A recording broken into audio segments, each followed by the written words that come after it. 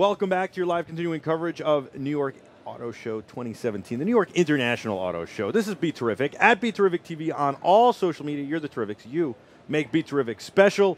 Eric Fletcher is joining us, and you know he's a real car guy because his first car was a Shelby Fastback GT350. That's a serious car to be your first car. Yep. But I'd been racing go-karts up before that, so... Well, that doesn't count as a car, a go-kart. Better horsepower to weight ratio. Come on. So the Mustang was kind of tame. So speaking of the Mustang was not tame. It was not tame. I recently drove a Mustang. Yep. And I was so impressed because it had been a while. I rented a Mustang out in Vegas, and I got to tell you, the Mustang's fit and finish was unbelievable and better than Ford has ever made it. The car was fast, it handled well, it was beautiful, and it was a lot of fun. It made me want to walk into a dealership and say, I need a Mustang. And with EcoBoost, you can actually get one that still gives you back decent gas mileage and still has a lot of fun. Absolutely. Yeah. I mean, that's one of the things we've done. Yep. And we've actually made the EcoBoost engine standard with the 2018 model year. Really? Absolutely. Wow. Across the line, right? So it's in SUVs, it's in everything. Absolutely, yeah. I was going to say this would be a perfect segue to Omar, who is here from Ford.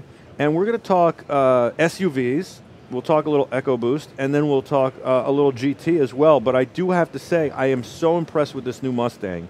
I really want one. And I watched that movie on Netflix on the making of Mustang, and then I watched that was a documentary, and then I watched the newer documentary on redoing the Mustang now, which was so fascinating. The design process, seeing the whole design process. So you guys are doing some great things at Ford. Yeah, especially with the Mustang. I mean, it's an iconic vehicle for us, and it's just done great ever since the launch of the 15. And we're updating it with the 18. We're updating the V8 engine as well as the EcoBoost. Like we said, we're dropping the V6. The EcoBoost is now going to be the standard motor, and you know that's just. So is it a four? Is it a four-cylinder, 2.3-liter EcoBoost, but over 300 horsepower? And really, I mean, for those customers, when you compare it to some of the old Mustangs from not that long ago, it's got better 060s than some of the Fox V8s. bodies. Yeah, absolutely. Well, I got to drive the V8 out in Vegas, and it was spectacular. Yeah. I loved it. So very cool. All right, let's talk about Expedition and Explorer. The Expedition is the king. It is huge. And you've made some major changes on it. We actually drove one at the Infocom last year in Las Vegas and loved it and thought it was a great vehicle. So talk about what's new in Expedition. Okay, so for 2018 model year, we have an all-new Expedition. So aluminum body, like what we've done with the F-150, lighter weight, still steel frame, but what we're saying, it's the smartest, most capable, most adaptable Expedition ever, and it's all new for 2018. We've just kind of no remodel from the ground up, all new. Well, what's really interesting is I had to make an evasive maneuver in the Expedition in Las Vegas, and I was really surprised with how well the Expedition handled, and you're telling me it's going to handle better. Absolutely. So some of the changes we've done for 18 are we've added CCD suspension, which is that on-demand suspension, constantly adjusting for evasive maneuvers, for potholes. We have it on vehicles like our Fusion Sport and some of our high-spec vehicles. The other thing that's an advantage of Expedition versus other large utilities that are body-on-frame is we have an independent rear suspension. So that's going to give you that ability to still kind of drive it like a car, being able to do the evasive maneuvers, because that back end is still going to be very nimble. And we're really excited about the new Expedition. Now, the F-150 is still a stick axle, right? Absolutely, yeah. I mean, for the to get the maximum towing and for off-road, you still want that solid. But for that more suburban type vehicle like the Expedition, we have the independent rear suspension. You're still going to have the most towing ever. Our old model towed over 8,000 pounds, and our new one will tow even more. And what are you using on the shock for shock tuning? Are you are you spinning the valve stacks or? Well, what we'll do is with the CCD, you have the adjustable, so that it's constantly adjusting the actual shocks themselves, and the springs are a fixed rate. Right. Then you got the springs. So they're not magnetic No. It's not magneto drive shocks. It's No. Okay, so you're doing valve stack adjustment. Okay, cool. And so this truck drives a lot smaller than it actually is. It's the largest SUV you guys make. It's got 3 rows of seating, the fold flat on the floor. What makes it the smartest vehicle? You mentioned it's the smartest vehicle. Is that connectivity? Is that it works with my iPhone or my Android? Is it that I have the ability to upgrade screens in the headrests and all that stuff? All the above. So the big thing that we've done for our SUVs, including the 2018 Explorer and the Expedition, is brought that 4G Wi-Fi LTE. So now you're going on the road trips with the kids. Everyone can be connected. We have a data plan. You can stream a hotspot within the vehicle, and everyone can be. Let me ask you something about this. You make a big deal about it. I'm so curious of why this is a big deal. I got a phone.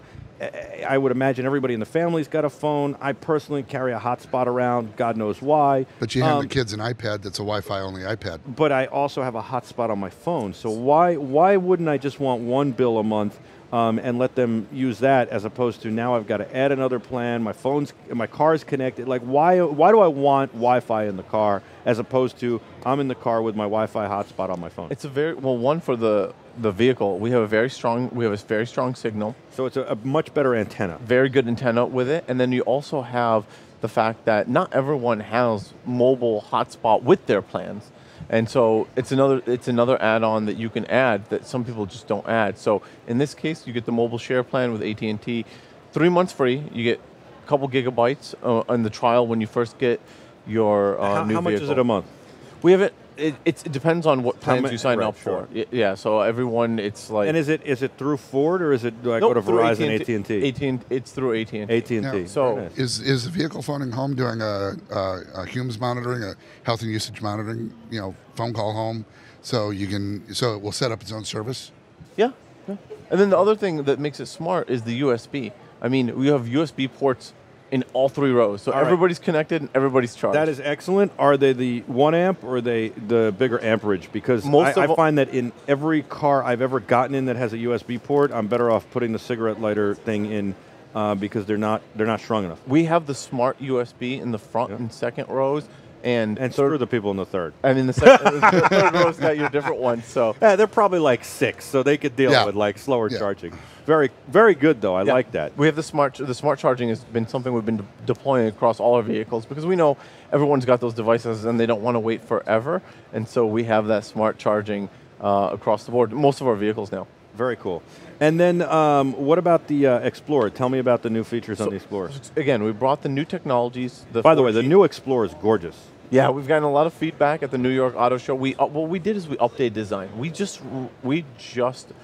did an all-new Explorer in 2016. We want to update the design with new wheels and paints for 2018 model year, and we did that. Also added a lot of new technology as well, the 4G LTE, high beam LEDs on our Platinum model, which is our very premium model. Added some more performance features like the quad-tipped exhaust, and for those customers that want that really aggressive look. So trying to keep it updated, trying to keep it fresh, and we're a leader. We're a leader in the large utility segment, and we kind of innovated in that segment over 20 years ago when we launched the first Explorer. One of the greatest features is you put your foot underneath the thing and it opens the tailgate. Absolutely, it's one of those signatures that everyone's looked at for. That and the movable pedal cluster.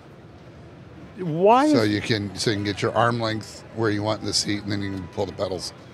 I was going to say I've noticed that. Why is that such a feature? I've never used it. I've seen it. Pedals, so that you can keep the seat. If you're maybe a smaller person that falls into the the smallest 5th or 10th percentile, you can keep the seat back. You can keep away from the steering wheel, but you can move the pedals closer. You see some people move. Everybody's you don't have to be sitting on top. Everybody's hip pivot to ankle ratio isn't the same. Sure. And so if you get somebody with really long legs, they're going to be the knees splayed. But now if you can roll the pedals out, as opposed to the now standard. I got it. That makes a lot of sense. Well, what's also exciting about both these SUVs, and not only the Expedition, the Explorer, the EcoSport that we got, and the Escape, is SUVs are just growing. Yeah. And I'm sure you've heard it, and all your viewers have heard it.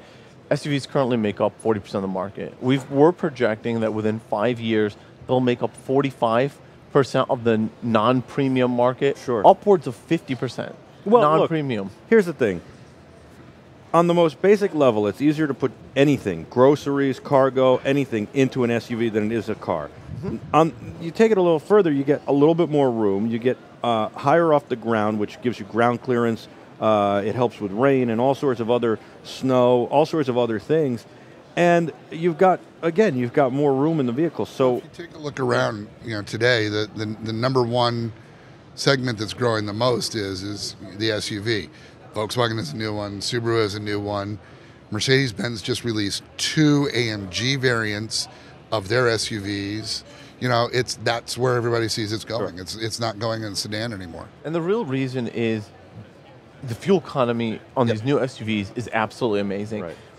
When you think some people are with EcoBoost. With the EcoBoost technology, lighter weight, like the Expedition now with aluminum, you're getting better fuel economy. And so when you have people on a trade cycle between 2, 3, 4 years, if I'm trading in a 5-year-old car, like a Fusion or something, or a large car like a Taurus from 5, 6 years ago, and I come into something like a Ford Explorer, I'm going to get the same kind of fuel economy. So people are coming out of older cars, coming into SUVs, and still seeing well over 20 miles per gallon, upwards of 30 miles per gallon on ones equipped with EcoBoost. I love it. And then what about the GT? Because the GT, we could talk. This guy could talk about the history of the GT for about 4 hours. The GT was originally the GT40. Yep. Wins Le Mans 3 years in a row. Yep. Because Henry Ford was ticked off at Enzo Ferrari. Over 50 years ago, yep. It's one of the most beautiful cars ever. I love the innovation on that car. Then it disappears, right? And we don't hear from it till the early 2000s, and we get 506. Yep, and we get the GT because somebody had trademarked the name GT40 somehow on Ford, right? Like they didn't work by Holman Moody. And so they changed the name to the GT, and they make this beautiful car that harkens back to it. That's with us for a couple of years, and now we've got the new GT, which is packed with technology and is unbelievable, and it's gorgeous. Yeah. And it's a V6 EcoBoost motor, and that's the same size motor that's going kicking butt at Daytona, Sebring. And you're telling me it's Laguna, as fast, if not faster, than the Ferrari FFX? Yes. And some of the things that are so unique about it's so GT. Cool when you put it in race mode, it goes plop. What's unique about the GT is it's a celebration. It's a celebration for us at Ford Motor Company. It's a celebration of our wins. Over 50 years ago, we had that 1, 2, 3 win. Wanted to replicate it. We came out 2016, went to Le Mans, very aggressive time frame in development, trying to get to race to market, and we won. And it was something that everyone internally at Ford was very, very proud of, and we celebrated, and that's what the new GT. It's a celebration of our history, but it's also a celebration of our future, because of everything that you see on the GT. You're starting to see it trickle into some of our other vehicles. So the GT, it's got the highest spec EcoBoost engine with 647 horsepower, but we have that same 3.5 liter in the Explorer, the Expedition, in the Raptor. In various forms. We don't have the race block, but still the 3.5 liter EcoBoost. We also have carbon fiber technology. Obviously the whole body is in carbon fiber with an aluminum frame. Well, you've seen stuff on the Mustang 350R, carbon fiber wheels. And now you also see them on the 350. You're seeing Gorilla Glass, very thin, lightweight glass. You can expect to see that same kind of technology trickling down to other vehicles. So it's not only a showcase of our history, but a showcase of our future, and really a place where we can demonstrate a lot of that. You guys are passive aerodynamic work on the car is insane. Passive and active aerodynamic. It's absolutely a gorgeous car. I bet it handles unbelievably. What's the 0-60 time? Do you know? We at Ford don't quote 0-60s, but it's going to be in that low 3 second, high 2 seconds. How does Ford not quote 0-60 time? What does that mean? That means that you've never taken it out on the track and tested it? Oh, no, absolutely. The reason is we don't want to set the expectations. A lot of times we let magazines do that, or individual viewers, because there's what would a magazine say? The variable is there's variability. Are so great. Why? So you're telling me that when Porsche says that the turbo is a 2.8 seconds 0-60, we can go to Death Valley, 270 feet below sea level. Yeah. On a 42 degree day, I can have a density altitude of 3,000 feet below sea level, which basically gets me 2/10 on the pressure ratio right there, which means my horsepower is higher. I'm going to go 0-60 faster than I'm going to do it at sea level, or I'm going to do it at Well, 2,000 feet. the one thing about So the it's 0 to like 60 0 to time that 60 never is made any sense. 0 to to me. 60 is a game that can be game. Well, what I was going to say is that never made any sense to me is it's also based on the driver. Well, maybe it always is. I was going to say maybe not now, but with a Not standard now with transmission. launch control and things like Right, that. but with a standard transmission, it was based on the driver. So, I mean, it's not like the same driver drove the Porsche, the Ford, the Ferrari, the whatever, and determined it. But you also get to the game where Motor Trend wants to beat Car and Driver, which wants to beat Road and Track on the 0 to 60 times. Those guys are fighting to see who can get the better 0 to 60 time, and it's not a real indication of what fair Joe enough. average customer is going to get. Overall performance. I mean, 0 to 60 was a big measure very long ago when that was the thing. I mean, right now, I mean, the Ford GT is definitely not a 0 to 60 car. It's a track car. It's a track capable car. It's more about beautiful. It's besides the fact that it's beautiful, is top speed 216 miles per hour. 216 mile per hour top speed. That's an 3.5 liter V6. That's the achievement right there. I mean, That is an achievement. the other big things are, it's track worthy. This is not a road car that can go on a racetrack. This is a race car that can go on the road, and that's the difference. That's what between, I said before. That's the difference between something like the Ford GT and some of our competitors, whether it's the Ferrari or the Lamborghinis. This is really, I mean, for many people, this is a race car. Right. That's also street legal. Right. Yeah. And that's what I said before. We did a Snapchat, so you can go see our That's- Snap with the spectacles, and that is at BeTerrific TV on Snapchat.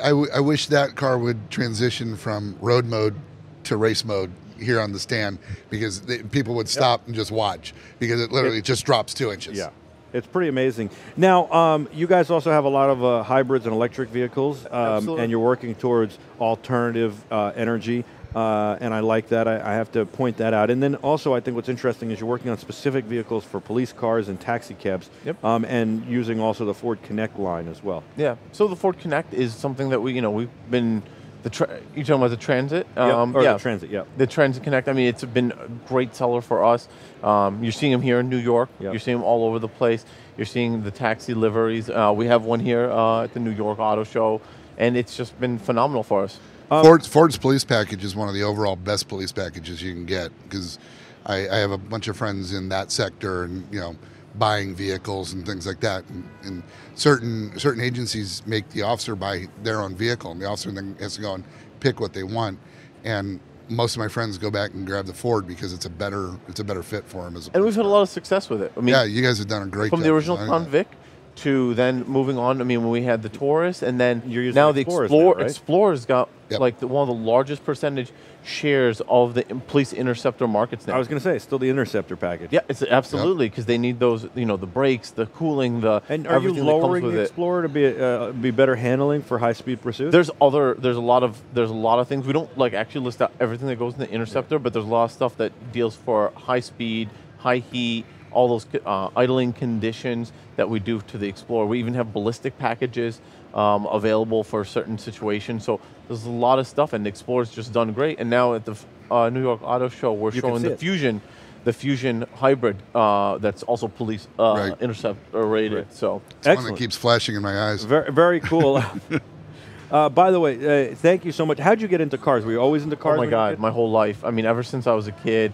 Grew up in Michigan, born and raised, and was obsessed with cars. Learned to drive when I was around 13 years old, sitting on my Like dad's this guy. lap, Yeah. and illegally driving down Woodward in southeast Michigan, and it was just always in my blood, and always wanted to work. Got a chance to work on performance vehicles. I was able to launch bring the Focus RS to the United States. I was kind of the lead What a marketing fun little guy car that is. on that one, and it was just an absolute blast. That must have been amazing. You probably got to work with Ken Block a lot. And Absolutely. Yeah. We worked with Ken, we flew out to Utah and we actually brought him. The cool thing about that is we talked to Ken about the car 2.5 years before launch, showed him the sketches, showed him how it was going to be, asked him about the all-wheel drive, and he gave us a lot of feedback on it. And then we brought him in under the covers in development. That's why he was so involved. Some people sometimes just get celebrities to kind of come in after the product's done. With Ken, it was the complete opposite. We brought him in way early than you'd we'd even bring in other engineers. No, he's a great guy. Obviously famous for creating DC Shoes. He's the founder of DC Shoes. Yep. He then went to rally racing. Yep. And did phenomenal in At rally a very racing. old age too. I mean, Yes. many people don't know, but he did that much later in his career and has been very successful. I've interviewed him many times. Great guy. And then he's the Gymkhana series that he does